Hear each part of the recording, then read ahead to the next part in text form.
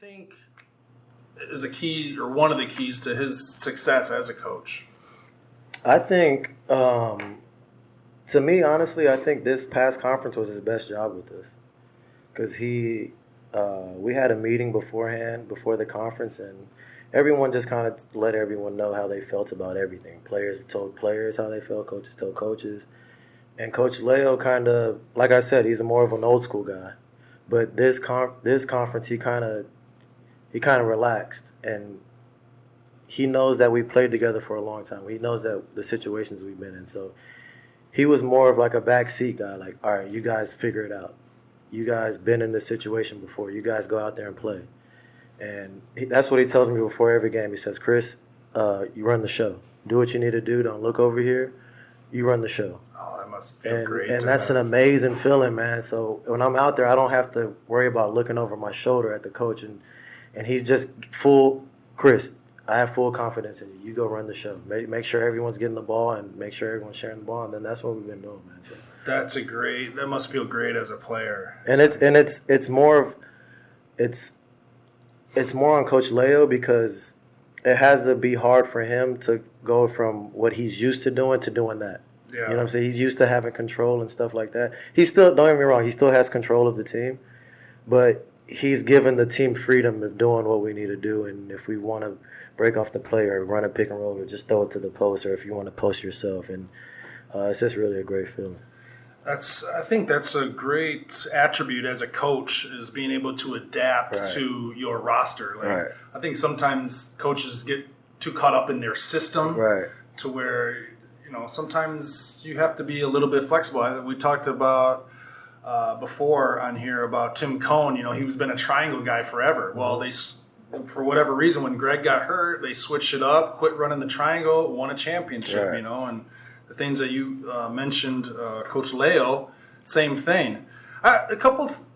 Everyone knows, watching you guys play, that your starters play heavy minutes, right? And I've been playing this tug of war and asking my guests, because there's a different philosophy that's kind of taken over basketball, and it's bled into almost every level, to where before teams would play 8 guys maybe. It was real important to have your 5 starters and your 3 or 4 bench guys and have them get used to playing with each other as much as possible, so you can get your starters, what end game lineup you're going to go with, and so on and so forth. But people have kind of slowly started to get away from that. We're playing more guys, Yang Yao style, where they play 11, 12 guys. Yeah. They're only playing 22 minutes a game. Their best player might play 27. At Alaska, we did that as well.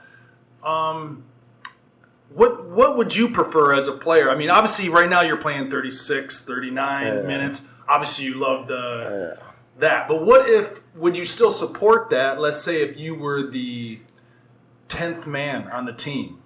As long as I'm a team guy, so as long as you're winning, then that's all that matters. But I mean, as a player, you would want to play all those. You would want to play heavy minutes because you get into a rhythm, and you know you're going to play these minutes, and you know when you can pick your spots. As far as like when you guys, like you said, when you're at Alaska, you have to go in and do something instant offense. Everyone's not that type of player. Like me, I'm not that type of player. I need to feel the game. I need to think the game. I got to use the first quarter or something to see what I'm going to do in the third quarter. And everyone's different, man. But for me, I like playing. I think that's why in the playoffs I was playing so well, because it's every other day and you're playing a lot of minutes. So you just know what's coming from you, and you get in a good rhythm, and you're playing all those minutes, and you're out there, and you don't have to worry about if I turn the ball over, I'm coming out or something like that. So it's just, I mean, I guess you just have to adapt to whatever coaching style you have. Yeah, I think there's different ways to win. Like we said earlier, like not being so involved in I only play these guys. Well, if you got a better bench, maybe play more. But it's amazing how coaches can sell the different ones and still be successful.